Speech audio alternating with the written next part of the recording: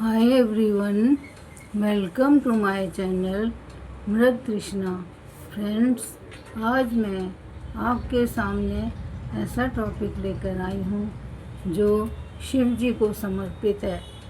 शिव जी जो इस संसार में हमारे ज्ञान के स्वरूप में सामने आते हैं, आज उन्हीं में ज्ञानवर्धक बातों को आपको बताऊंगी। सावन का महीना भगवान शिव को समर्पित एक पवित्र महीना है, जिसे श्रावण मास भी कहा जाता है। इस महीने में भगवान की पूजा अर्चना, व्रत, जल अभिषेक का विशेष महत्व है। सावन में भगवान शिव की आराधना करने से भक्तों की सभी मनोकामनाएं पूर्ण होती हैं और जीवन में सुख समृद्धि आती है। सावन के महीने का बहुत ही महत्व है। सावन का महीना भगवान शिव को समर्पित है और विशेष इस महीने में उनकी पूजा अर्चना करने से विशेष फल मिलता है। शिवलिंग पर जल चढ़ाना एक विशेष अनुष्ठान है। यह महीना हमें अपने लक्ष्यों की नई शुरुआत करने का अवसर प्रदान करता है। हर नया महीना जीवन में एक नए अध्याय की तरह है जो रोमांचों से भरा होता है। हर महीने का सदुपयोग करके हमें सफलता की ओर अग्रसित करता है और हर महीना एक मूल्यवान है हमारे लिए। हर नया महीना खुशी और आशा का संदेश लेकर आता है, जो जीवन में हमें आगे बढ़ने के लिए प्रेरित करता है। सावन का महीना अधिक महत्वपूर्ण इसलिए बताया जाता है क्योंकि इस महीने में दान दक्षिणा देकर भव सागर से पार उतरा जा सकता है।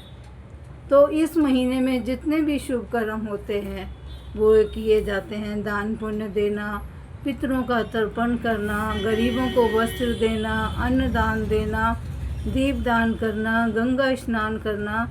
इस तरह जो सावन का महीना होता है और जल अभिषेक तो बहुत ही अच्छा सबके लिए माना गया है। महामृत्युंजय का जाप करना, शिव जी के ओम नमो शिवाय का जाप करना, इस प्रकार तरह तरह के मंत्रों का, विष्णु भगवान का जाप करना इस महीने में और भी चार चांद लगा देते हैं। सावन का जो महीना होता है वो इस प्रकार मैं आपको बता रही हूँ कि क्यों महत्वपूर्ण माना जाता है। ब्रह्मा जी से जो उन्होंने 4 पुत्रों को उत्पन्न किया था, जिनका नाम था सनक, सनंदन, सनातन, सनत कुमारा। जब वो पैदा हुए तो ब्रह्मा जी ने उनको सृष्टि का कार्यभार संभालने को कहा, लेकिन सृष्टि का कार्यभार करने के लिए चारों में से कोई भी तैयार नहीं हुआ, क्योंकि वे भगवान का तप करना चाहते थे चारों। इस प्रकार वन में चारों तप करने चले गए। तब ब्रह्मा जी ने भगवान विष्णु की बहुत तपस्या की। इस प्रकार जब बहुत तपस्या करने पर विष्णु भगवान प्रसन्न हो गए और अपने सनक सनंदन के रूप में उनके सामने आए।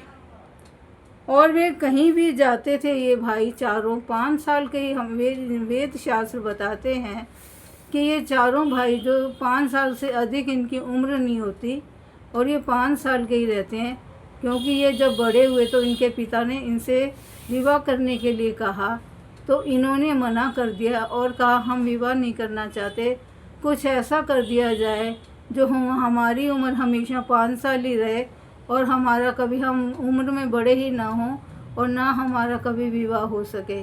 इस प्रकार सनक, सनंदन, सनातन, सनत कुमार, इनकी उम्र हमेशा 5 साल रहती है और ये हमेशा ही तप करते रहते हैं। एक भाई जब सत्संग करता है तो 3 सुनते हैं, इस प्रकार एक एक करके जब सत्संग करता है तो बाकी भाई सुनते रहते हैं। इस प्रकार इन चारों भाइयों ने सृष्टि का कार्यभार संभालने को मना कर दिया था। तो सावन का महीना अपने आप में बहुत ही महत्वपूर्ण माना जाता है। एक सबसे बड़ा सावन के महीने का यह भी कारण है कि जो पार्वती थी उन्होंने शिव जी को पाने के लिए बहुत ही तपस्या की थी। वो निराहार व्रत किया करती थी तथा निराहार रहकर उपवास किया करती थी तथा नागी फल खाया करती थी। इस प्रकार पार्वती ने घोर तपस्या की। जब शिवजी ने देखा कि पार्वती इतनी घोर तपस्या कर रही हैं तो वह उनके पास आए और उनको दर्शन दिया। तो पार्वती ने विवाह का प्रस्ताव उनके सामने रखा, जिससे शिवजी मान गए और सारा जग हर्षित हो गया और हिमालय पर जाकर उनका विवाह हो गया। यह सावन मास इसलिए भी महत्वपूर्ण माना जाता है।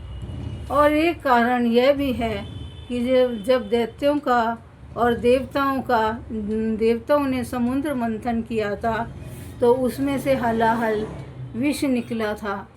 तो इस विष को पीने के लिए कोई सामने नहीं आया। तो शिव जी ने इस सबकी रक्षा करने के लिए विष को स्वयं पी लिया और इस प्रकार शिव जी को बड़ी बेचैनी और घबराहट उत्पन्न हो गई। जब उनको बहुत घबराहट उत्पन्न हुई तो देवताओं ने सब ने जल ले लेके उनके विष की अग्नि को शांत करने के लिए सिर पर ठंडा जल शिव जी के ऊपर डाला। इस तरह उस दिन जल को इतना डाला कि उसी दिन से यह प्रथा शुरू हो गई कि श्रावण मास में शिवलिंग का जल अभिषेक होना शुरू हो गया। इस प्रकार हम देखते हैं दोस्तों कि ये जो महीना है ये बहुत ही अच्छा माना गया है। शिव जी तो इतने बलिदान वाले थे कि उन्होंने अपने कंठ में ही विष को रोक लिया, जिससे उनका गला भी नीला हो गया था। इस प्रकार एक और कारण भी है जिसमें देवी सती ने जो हवन हो रहा था, जिसमें उनके पिता ने उनका अनादर किया था, अपमान किया था, तो वो हवन कुंड में कूद गई थी।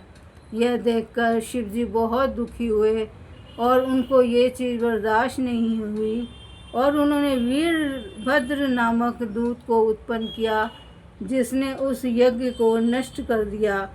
और इस प्रकार ब्रह्मा विष्णु ने भी बहुत क्रोध किया और विष्णु ने चक्र सुदर्शन से दक्ष का गला काट दिया। इस प्रकार दक्ष का गला कटने पर वो बहुत दुखित हुए।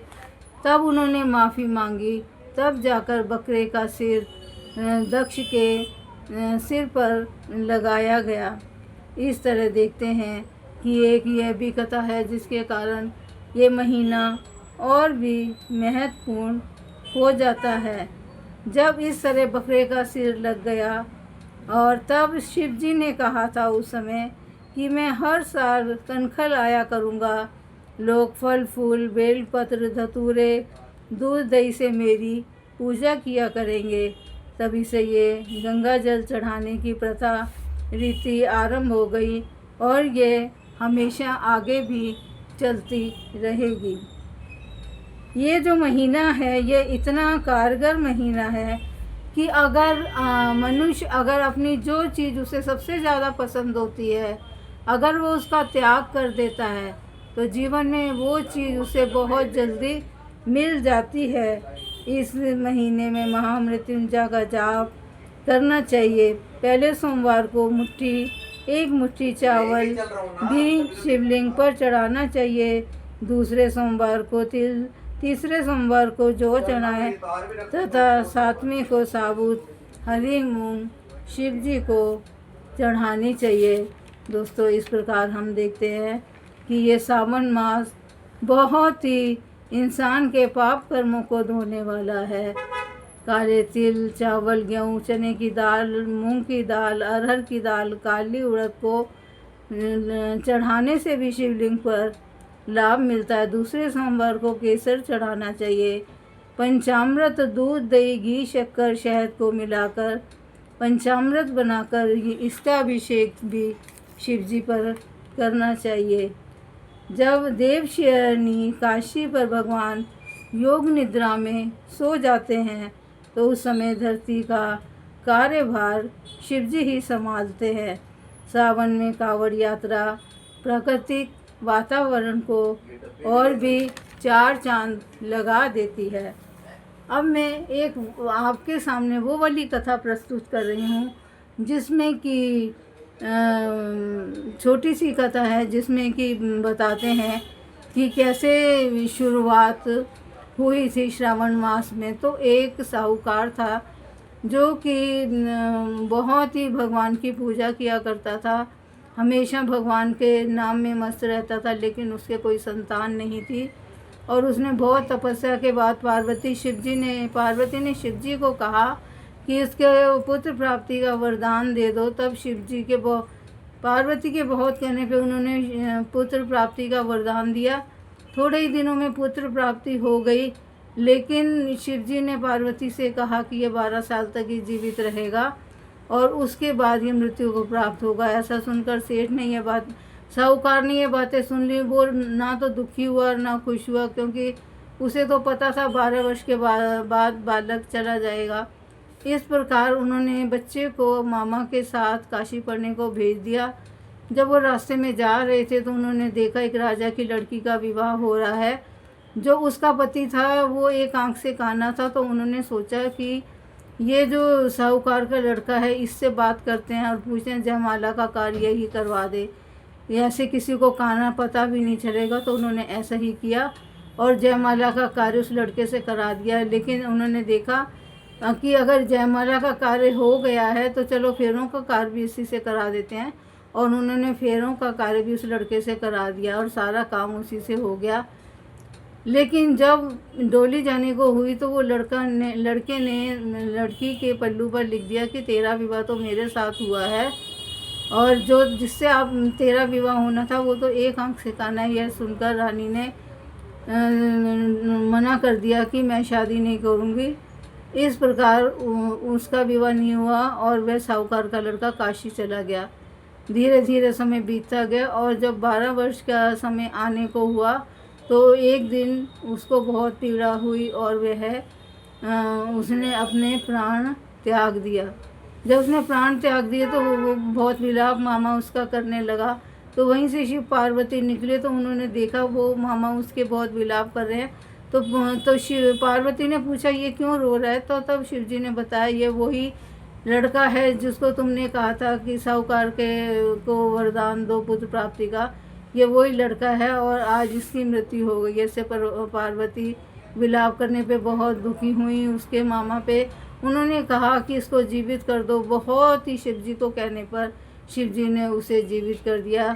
और फिर जब ये वापस अपने घर आ रहे थे तो रास्ते में राजा के उस पिता ने पहचान लिया कि ये तो वही लड़का है जिसे हमने जयमाला का काम करवाया था। तो उन्होंने अपनी बेटी को उसके साथ भेज दिया। इस प्रकार खुशी खुशी वो अपने पिता के घर जैसे ही आने लगे। लेकिन पिता तो बहुत दुखी थे कि मेरा बेटा तो पता नहीं क्या खबर बेटे की मिलेगी। लेकिन उन्होंने जब देखा बेटा तो एक बहू के साथ आ रहा है तो उन्हें बहुत खुशी हुई और उन्होंने बहुत खुशियाँ मनाई। इस प्रकार उपवास करने की ये वाली कथा है। इस प्रकार इस महीने को बहुत महत्वपूर्ण माना जाता है फ्रेंड्स। तो आज मैंने आपसे सावन मास की महिमा का मातम बताया है। तो दोस्तों आप भी इस व्रत को करिए और अपने जीवन में 4 चांद लगा लीजिए। Thank you.